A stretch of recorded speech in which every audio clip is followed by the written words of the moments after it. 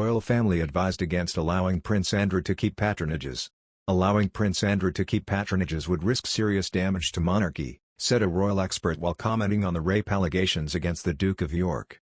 Royal correspondent Richard Palmer on Saturday said allowing Andrew to keep patronages after refusing to cooperate with legal inquiries would risk serious damage to the monarchy.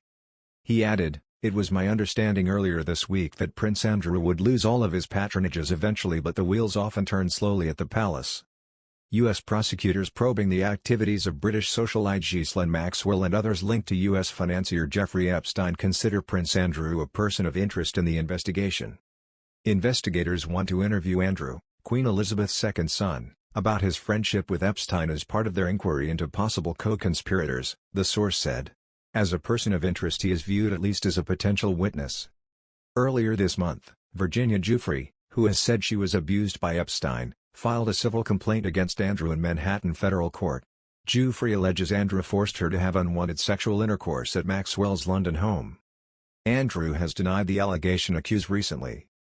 Britain's Prince Andrew is likely to do anything he can to avoid giving evidence in a U.S. lawsuit filed by an American woman who alleges that he sexually assaulted her when she was 17, lawyers on both sides of the Atlantic say.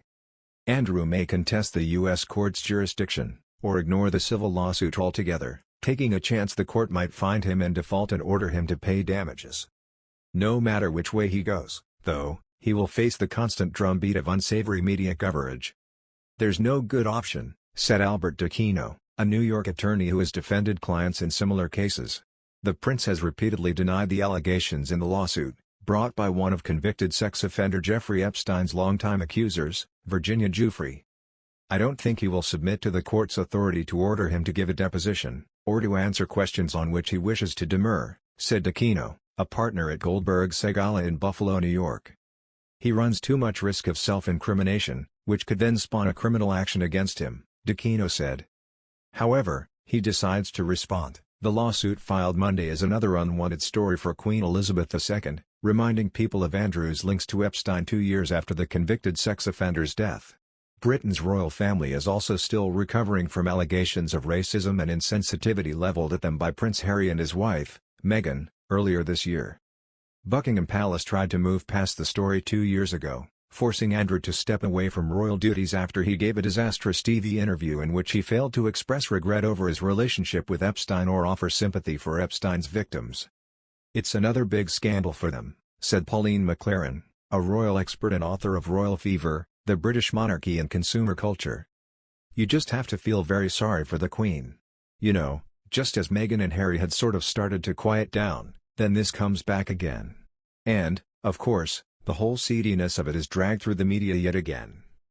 Lawyers for Giuffre filed the suit Monday in the U.S. District Court for the Southern District of New York, alleging that Epstein forced her to have sex with Andrew in 2001, when she was 17.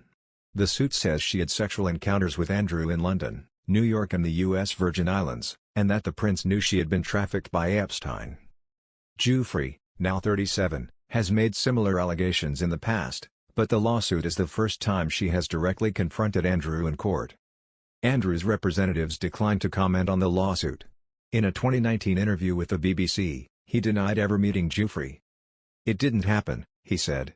"I can absolutely categorically tell you it never happened. I have no recollection of ever meeting this lady, none whatsoever."